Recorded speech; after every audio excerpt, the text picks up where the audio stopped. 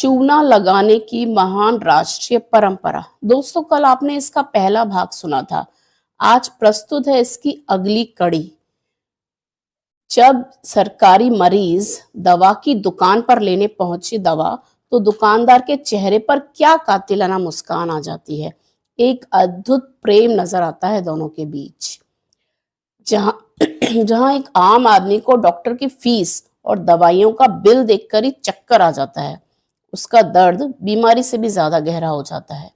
वहीं हमारे कर्मचारी भाई साहब के तो डॉक्टर से मिलते ही दिल के तार बजने लगते हैं और जेब भी फूल कर कुप्पा हो जाती है।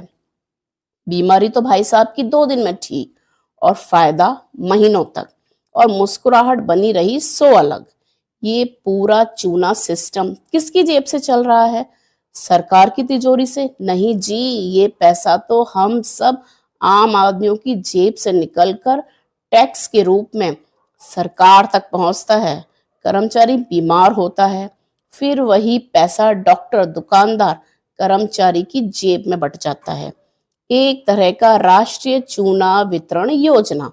और सबसे मजेदार बात, ये सब कानूनी है। कोई रिश्वत नहीं, कोई घूस नहीं, बस मेडिकल रिम्बर्समेंट का नाम।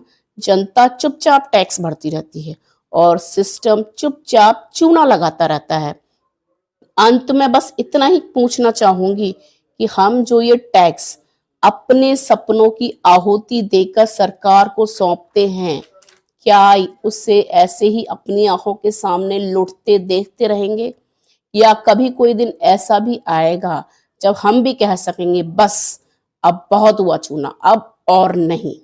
मेरा ये व्यंग किसी व्यक्ति, किसी डॉक्टर, किसी दुकानदार या किसी सरकारी कर्मचारी विशेष पर नहीं है, बल्कि उस व्यवस्था पर है जहां जनहित योजनाओं के नाम पर चूना लगाना इन्होंने अपना जन्म सिद्ध अधिकार समझ लिया है। अगर किसी को चुभ गया है तो समझ लीजिएगा कि चूना लगा है।